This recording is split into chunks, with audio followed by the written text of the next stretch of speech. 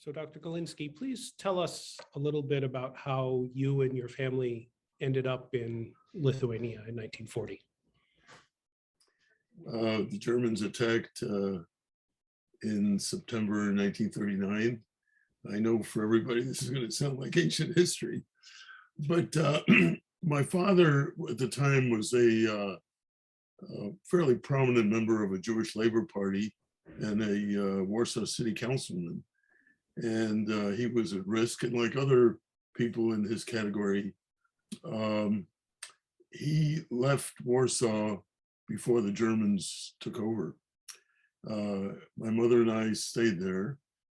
The Poles thought that Poland could still survive somehow in the east, but then the Soviets attacked from the other side. People forget that at that time, Hitler and Stalin were allies. We stayed in Warsaw under the Germans for about a month and then left to join my father in this Eastern zone, Soviet occupied. He was a great risk there too, because he belonged to an anti-communist party. And so he was, threatened with arrest by the Soviet secret police, the NKVD. And he had to get out of there. Lithuania was still an independent country. So he smuggled across the border.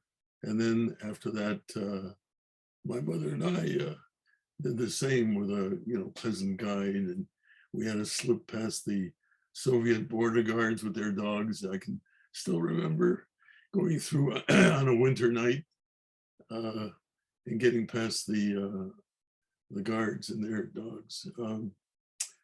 So that's how we got to Lithuania.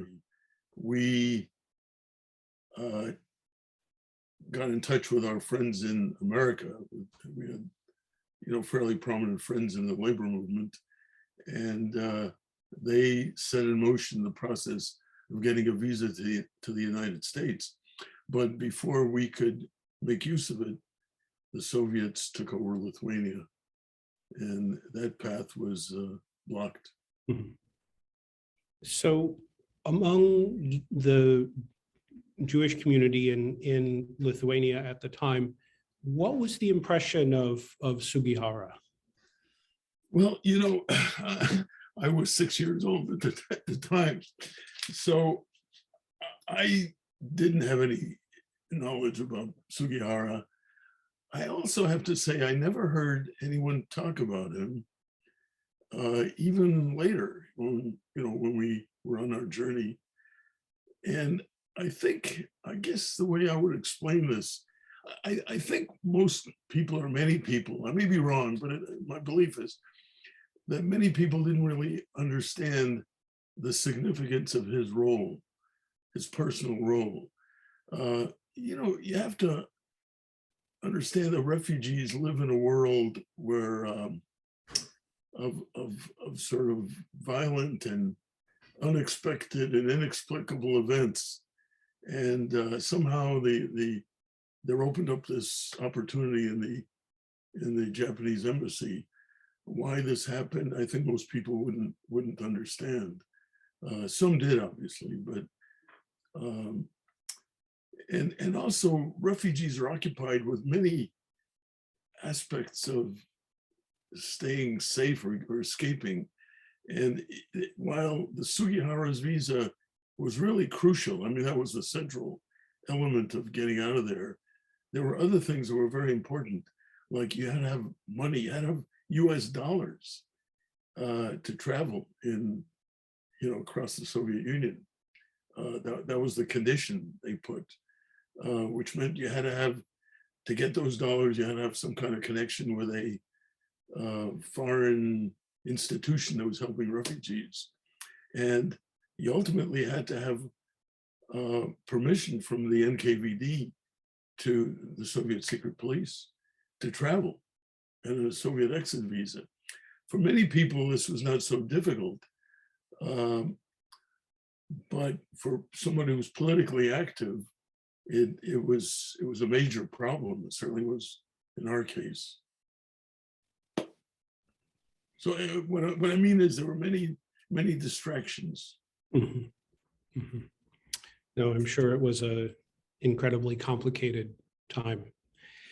Can you tell us a little bit about the journey you and your family made from Lithuania to Japan?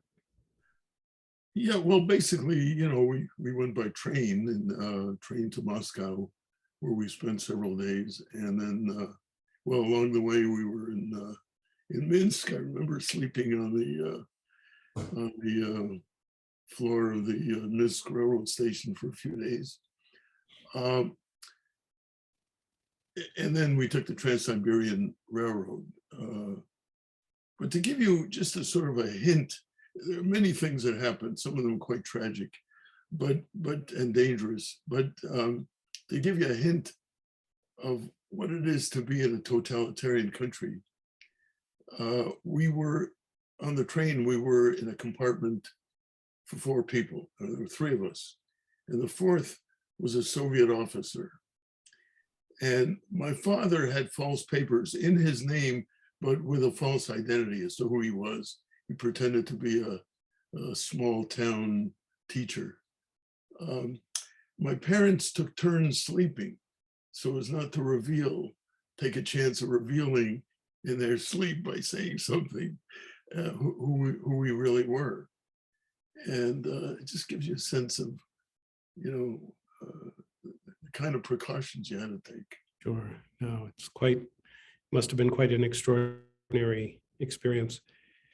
So when you and your family arrived in Japan, can you tell us a little bit about your impressions of Japan at the time? Well, Japan was just a magical country. I mean, it particularly after having crossed Siberia. People were very kind, very courteous. I mean, we must have been strange people to them. And we were treated very decently. I remember just as we got off, the little things just amazed us. Like I remember that on the train from Tsuruga to Kobe, there were little bento boxes that you could get. This was like amazing to us, this neat little lunches, but we traveled around, we went sightseeing. My father was treated with respect. He was basically primarily an educator, and he was invited to review a high school. I mean, it was very, very nice.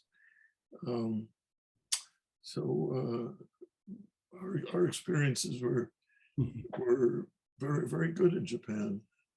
Mostly we were in Kobe, but we also traveled around a bit. And finally, what message do you have for young people today based on your experience?